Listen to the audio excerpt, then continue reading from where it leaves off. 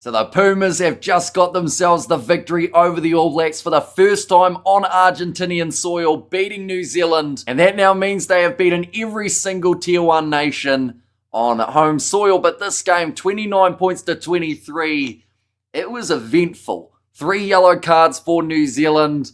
A really rough performance at times, to say the least. Argentina, they were physical, they were dominant, and they definitely deserved the victory. In this contest, in this review, we'll be looking through at a few of the key players who really did step up throughout this matchup, and also it needs to be talked about what is next for this All Black side with a test match up against South Africa at Eden Park in only a couple weeks' time. What needs to change for this Kiwi team? But first of all, players who stepped up for Argentina, they had a lot of them. We saw early on Thomas Albanoz went off the field with a hand injury, but replacing him, Santiago Carreras, who just pretty much slotted straight into that number 10 jersey. He was heavily busy alongside Juan Cruz Malia at 15. He was close to my man of the match, although someone who I feel was just that little bit better was Pablo Matera, the big man. He was absolutely everywhere, and straight from the get-go, Argentina wanted to enforce that physical play, and they kept on smashing into the All Blacks. The breakdowns were competitive, and it just seemed like they wanted it more throughout this matchup. For the Kiwis, at times were ill-disciplined, and it was costing them. Will Jordan getting a yellow card, Tupou Vaa'i getting a card not too long after, but the 2 tries for the Argentines, one for Mateo Carreras and one for Gonzalo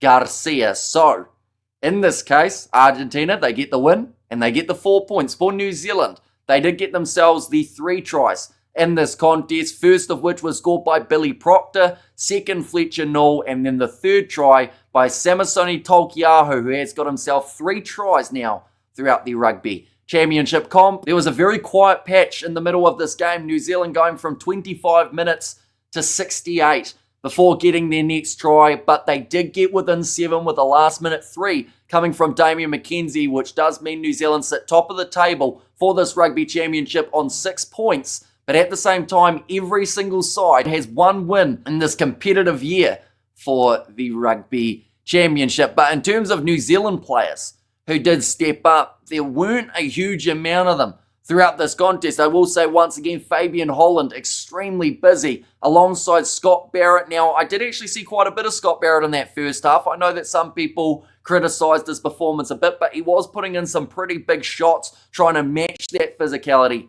of the Argentines. But I do think, this is going to sound harsh, but I do think somewhere that the All Blacks were lacking Scott Barrett today was the captaincy.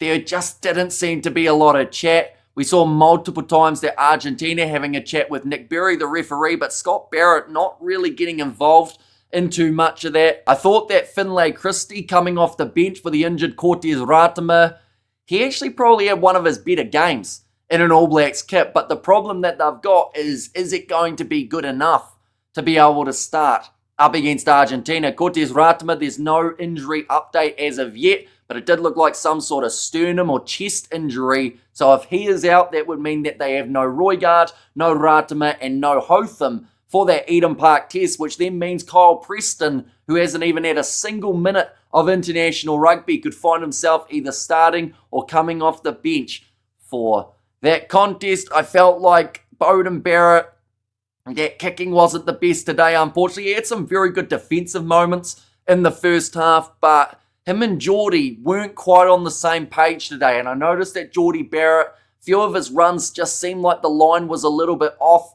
It didn't give Billy Proctor many opportunities whatsoever with the ball in hand. The wings weren't hanging on to the passes. Severis got a yellow card at the end. Rico Ioane couldn't catch a cold. And Will Jordan, player who's normally safe as houses at the back, ended up with multiple drop balls in the contestable challenges in the aerial battle up against Argentina. But there are big decisions to be made. I was confused at one point where we saw Simon Parker on the side of the scrum, even though he had the number 8 on his back.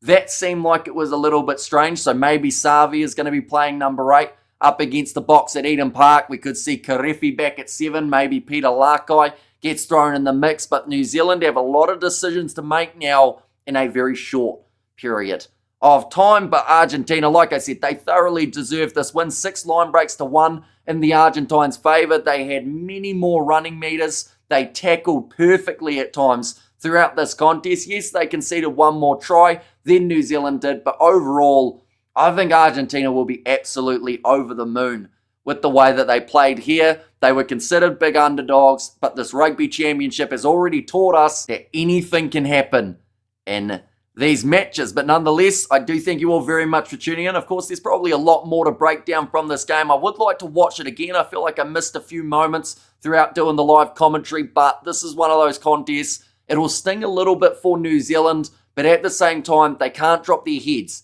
because they've got the box in 2 weeks. And those games become now crucial if New Zealand want to lift that Rugby Championship title. But thank you all very much for tuning in. Do let me know what you thought of this game and who you felt was the best New Zealand player as well as the best Argentine. But if you did enjoy, be sure to leave a like and subscribe, and I will see you all for the next one.